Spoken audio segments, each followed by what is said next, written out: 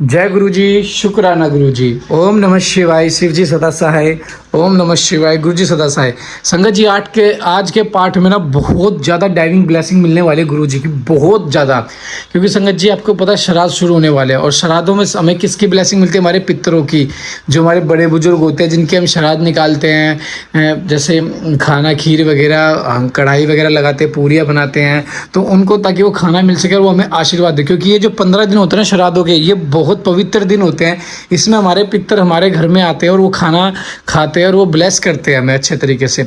और मतलब जैसे हमारे कैसे बीमारी वगैरह दूर होती है। संगत जी इस और जो श्राद्ध शुरू हो रहे हैं 7 तारीख से शुरू हो रहे हैं, 7 सितंबर से, गुरु जी के बर्थडे वाले दिन। क्योंकि जैसा कि मैं बताता हूँ संगत जी, हर 7 तारीख को गुरु जी का बर्थडे होता है, सिर्फ 7 जुलाई को नहीं होता। हर 7 तारीख गुरु जी की ब्लेस है। और 7 सितंबर तो इतनी ब्लेस हो चुके हैं, श्राद्ध का पहला दिन, पहले ही दिन जो हम लंगर सेवा करते हैं, उस लंगर को खाने, उस लंगर का भोग लगाने हमारे पितर आएंगे गुरु जी के साथ। गुरु जी देखो कितनी प्यारी ब्लेसिंग गुरु जी दे रहे हैं, कितनी प्यारी ब्लेसिंग है संगत जी। पूरा 1 साल हो गया हमें अगस्त में 7 तारीख को लंगर सेवा करते हुए। संगत जी अब स्टार्ट हो जाएगा और पहले ही जो मतलब सेकंड ईयर का फर्स्ट मंथ है, उसमें 7 सितंबर को कितनी प्यारी सेवा होगी। मतलब पितरों का भोग लगेगा संगत जी, पितर खुद भोग लगाने आएंगे, कितनी प्यारी लंगर सेवा होगी। तो जो संगत जी सेवा करना चाहे वो हमसे जरूर कॉन्टैक्ट कर लें, उनको सेवा करने का मौका जरूर मिलेगा। जय गुरु जी। शुक्राना गुरु जी। और संगत जी जैसे मैंने बताया आपको, पितरों के दिनों में संगत जी 5 दिन जो श्राद्ध चलते हैं ना, उन दिनों में आप संगत जी डेली शिव पुराण का पाठ सुनना, सुबह शाम पाठ सुनना। क्योंकि शिव पुराण का पाठ श्राद्धों में घर में सुनने से हमारे पितरों को मुक्ति मिलती है। जो हमारे पितरों को अगर कुछ पाप भी होते हैं, उन पापों से भी मुक्ति मिल जाती है। हमारे पितरों को एक ऐसे जीवन की उन्नति का प्राप्त होती है जैसे जिसकी वो हम कामना भी नहीं कर सकते। वो सिर्फ महाशिव की शरण में होते हैं और गुरु जी उन्हें ब्लेस करते हैं। तो संगत जी पाठ को जरूर सुने, एंड तक जरूर सुने। उस श्राद्धों में 2-2 टाइम, 3-3 टाइम, जितना हो सकता है 15 दिन में उतना शिव पुराण सुने। तो जय गुरु जी। शुक्राना गुरु जी। ये पाठ को शुरू करते हैं गुरु मंत्र जाप से। ओम नमः शिवाय। शिव जी सदा सहाय। ओम नमः शिवाय। गुरु जी सदा सहाय। जय गुरु जी। जय गुरु जी।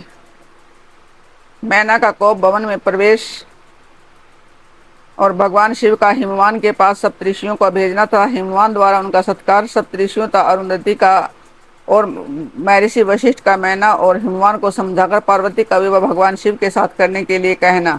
ब्रह्मा जी कहते हैं कि ब्राह्मण रूपधारी शिव जी के वचनों का मैना के ऊपर बड़ा प्रभाव पड़ा और उन्होंने दुखी होकर पति से कहा कि गिरिराज, इस वैष्णव ब्राह्मण ने शिव जी की जो निंदा की है उसे सुनकर मेरा मन उनकी ओर से बहुत खिन्न एवं विरक्त हो गया है। शैलेश्वर रुद्र के रूपशील और नाम सभी कुत्सित है। मैं उन्हें अपनी सुलक्षणा पुत्री कदापि नहीं दूंगी। यदि आप मेरी बात नहीं मानेंगे तो मैं निसंदेह मर जाऊंगी। अभी इस घर को छोड़ दूंगी और तथा विष खा लूंगी और पार्वती के गले में फांसी लगाकर गहन वन में चले जाऊंगी तथा उसे महासागर में डुबो दूंगी, परंतु अपनी बेटी को रुद्र के गले में नहीं मंडूंगी। ऐसा कहकर मैना तुरंत भवन में चली गई और अपने हार को फेंक कर रोती हुई धरती पर लौट गई। उधर भगवान शिव को इस बात का पता लगा, तब उन्होंने अरुंधति सहित सप्तऋषियों को बुलाकर मैना के पास जाकर उन्हें समझाने की आज्ञा दी। शिव जी का आदेश प्राप्त कर भगवान शिव को नमस्कार करके वे दिव्य ऋषि आकाश मार्ग से उस स्थान को चल दिए जहाँ हिमवान की नगरी थी। उस दिव्य पुरी को देखकर उन सप्तऋषियों को बड़ा विस्मय हुआ।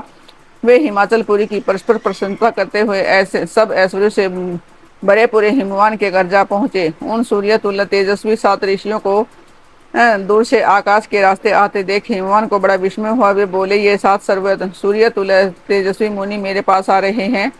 मुझे प्रयत्न पूर्वक इस समय उनकी पूजा करनी चाहिए। सबको सुख देने वाले हम गृहस्थ लोग धन्य हैं जिनके घर पर ऐसे महात्मा पदार्पण किया करते हैं। ब्रह्मा जी कहते हैं कि इसी समय वे मुनि आकाश से उतरकर पृथ्वी पर खड़े हो गए।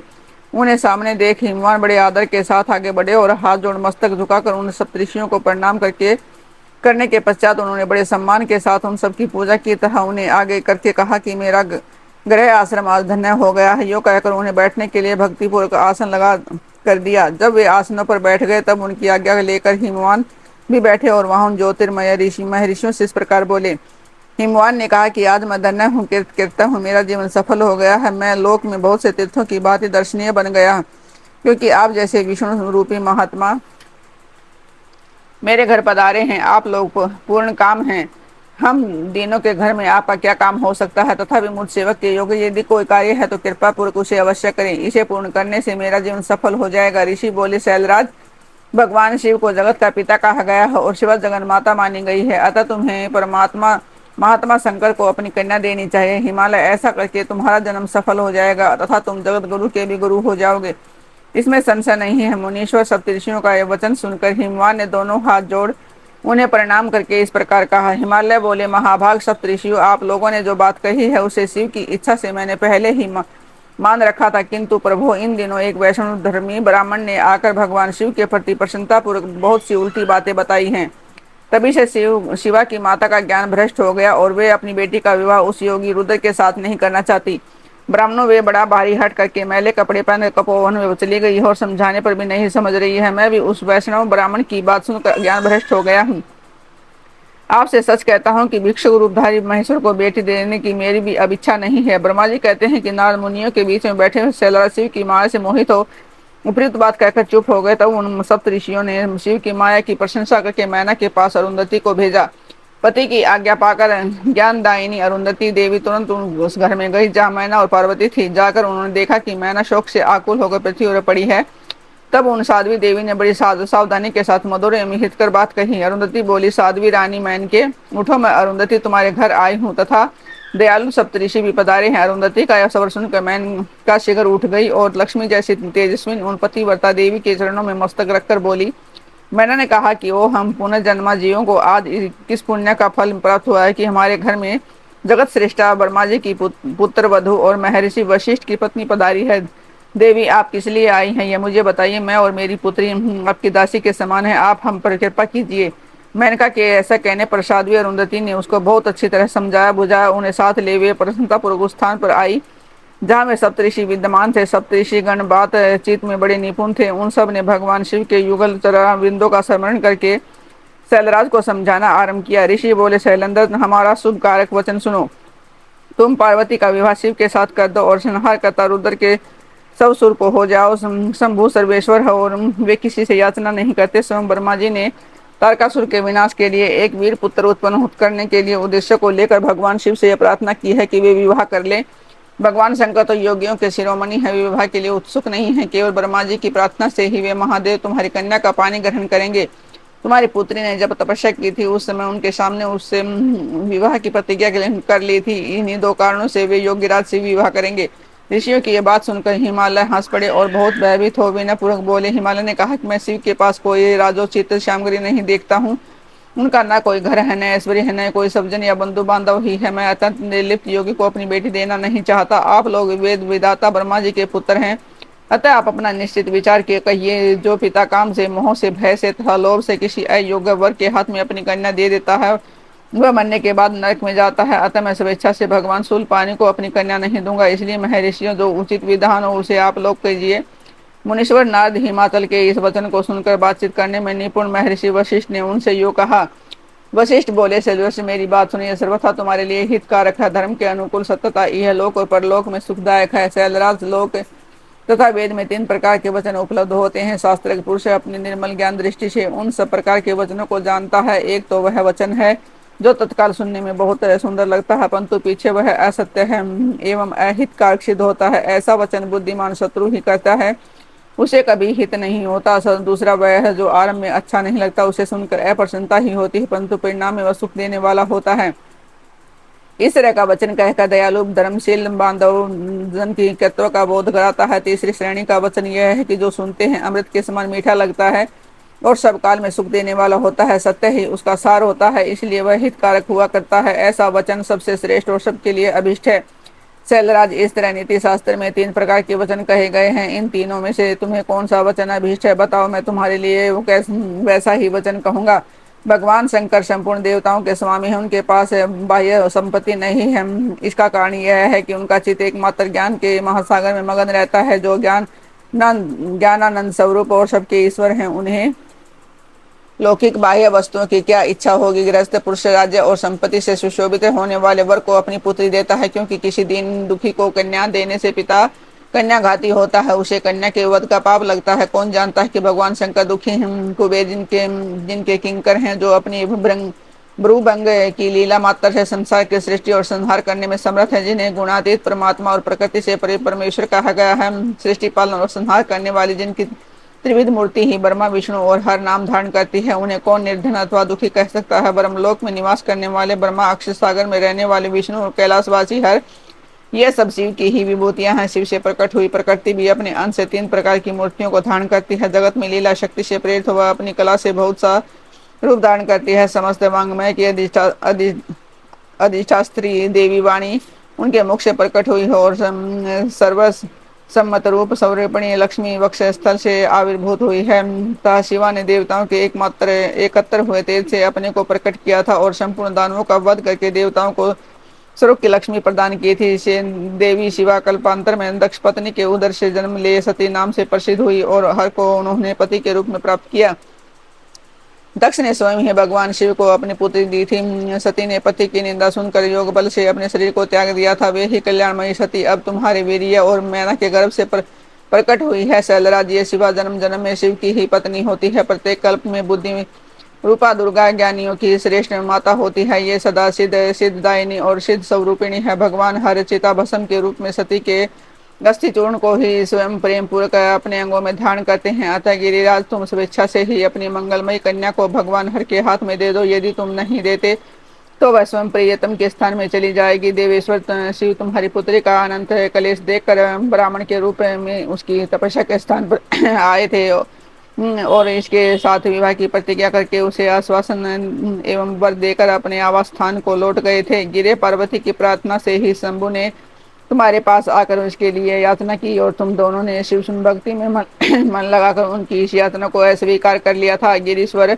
बताओ फिर किस कारण से तुम्हारी बुद्धि विपरीत हो गई। भगवान शिव ने देवताओं की प्रार्थना से प्रभावित होकर हम सब ऋषियों को और अरुंधति देवी को भी तुम्हारे पास भेजा है। क्या तुम्हें यही शिक्षा देते हैं कि तुम पार्वती को रुद्र के हाथ में दे दो। गिरे ऐसा करने पर तुम्हें महान आनंद प्राप्त होगा। शैलेंद्र यदि तुम स्वेच्छा से अपनी बेटी शिवा को शिव के हाथों में नहीं दोगे तो भावी के बल से ही इन दोनों का विवाह हो जाएगा। ताते भगवान शंकर ने तपस्या में लगी हुई पार्वती को ऐसा ही वर दिया है। ईश्वर की दी हुई प्रतिज्ञा कभी पलट नहीं सकती। ये आज ईश्वर के वश में रहने वाले समस्त साधु पुरुषों की भी प्रतिज्ञा का संसार में किसी के द्वारा उल्लंघन होना कठिन है, फिर साक्षात ईश्वर की प्रतिज्ञा के लिए तो कहना ही क्या है। सब ऋषियों के समझाने तमेरु आदि के कहने से पत्नी सहित हिमवान का शिव के साथ अपनी पुत्री के विवाह का निश्चय करना था। सब ऋषियों का शिव के पास जा उन्हें सब बात बताकर अपने धर्म धाम को जाना।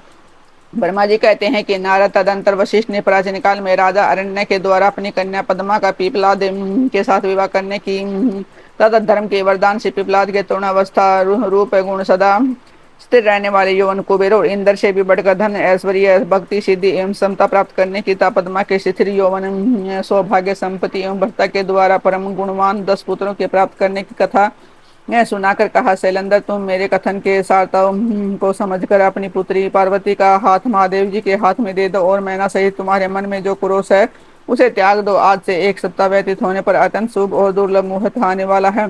उस समय चंद्रमा लगन के स्वामी होकर अपने पुत्र वधु के साथ लगन में स्थित होंगे। उनका रोहिणी नक्षत्र के साथ योग होगा। चंद्रमा और तारे शुद्ध होंगे। मार्गशीर्ष मास के अंतर्गत संपूर्ण दोषों से रहित सोमवार को जब की लगन पर संपूर्ण शुभ घरों की दृष्टि होगी, पाप घरों की दृष्टि नहीं होगी। तब बृहस्पति ऐसे स्थान पर स्थित होंगे जहाँ से वे उत्तम संतान और पति का सौभाग्य देने में समर्थ होंगे।